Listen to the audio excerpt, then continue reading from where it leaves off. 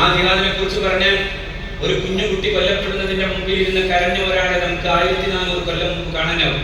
മുഹമ്മദ് മുസ്തഫ സല്ലല്ലാഹു അലൈഹി വസല്ലം. അല വനഹക്കു മൻ ഖത്ൽ നിസാഇ വസ്ബിയാൻ, കൊച്ചുമക്കളെയും കുഞ്ഞുങ്ങളെയും സ്ത്രീകളെയും കൊല ചെയ്യരുതെന്ന് ഞാനല്ലേ നിങ്ങളെ പറഞ്ഞു പഠിപ്പിച്ചത് എന്ന് ചോദിക്കുന്ന മുഹമ്മദ് മുസ്തഫ. ഇവിടെ എങ്ങനെയാണ് പറഞ്ഞു പോകുന്നത്? കുട്ടം ചുടൻ അവരെ മരണത്തിന് വിട്ടുകൊടുക്കണം. ആരൊക്കെയാണ്? മെൻ, വിമൻ, ചിൽഡ്രൻ, ഇൻഫന്റ്സ്, ഡോങ്കീസ്, ഇങ്ങനെ പറഞ്ഞു പോവാണ്.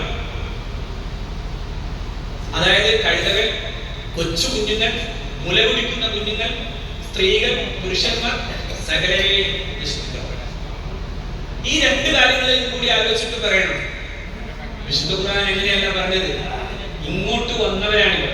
വഖാതിലു ഫീ സബീലില്ലാഹി അല്ലദീന യുഖാതിലൂകും ഫിദ്ദീൻ വലാ തഅതദു ഇന്നല്ലാഹ ലാ യുഹിബ്ബുൽ മുഅ്തദീൻ.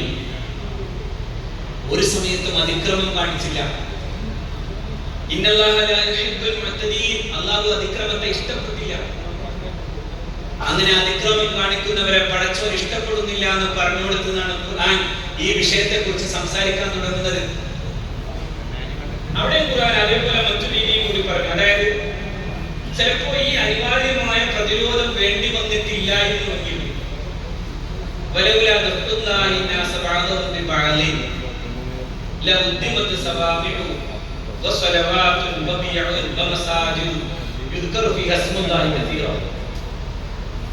അങ്ങനെ സംഭവിച്ചില്ല എങ്കിൽ അവിടെ തകർക്കപ്പെടുന്നതിന്റെ ഓരോ എണ്ണം എന്നാണ് പറയാൻ തകർക്കപ്പെടും.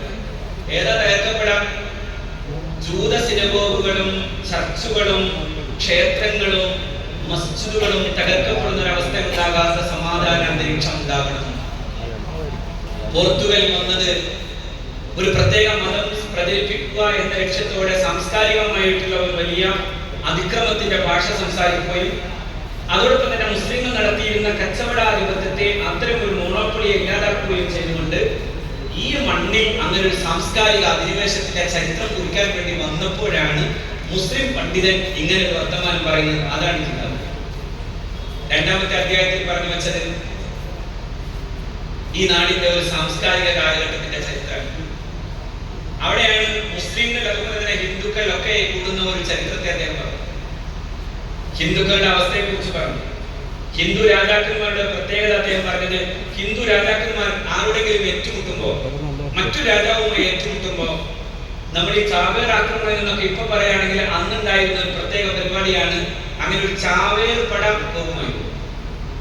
കൊല്ലപ്പെട്ട രാജാവിന്റെ പിന്നിൽ ഈ ചാവേർ പട അവസാനത്തെ മനുഷ്യരും മരിച്ചു വീഴുന്നു വരെ നിൽക്കുന്ന ഒരു രീതി ഹൈന്ദവ രാജാക്കന്മാരുടെ ഈ മലബാറിലെ ഹൈന്ദവ രാജാക്കന്മാരുടെ ചരിത്രത്തിൽ മഹാനായ ശൈഖ് സൈനുദ്ദീൻ മഖ്ദൂം തങ്ങൾ കുറിച്ചു.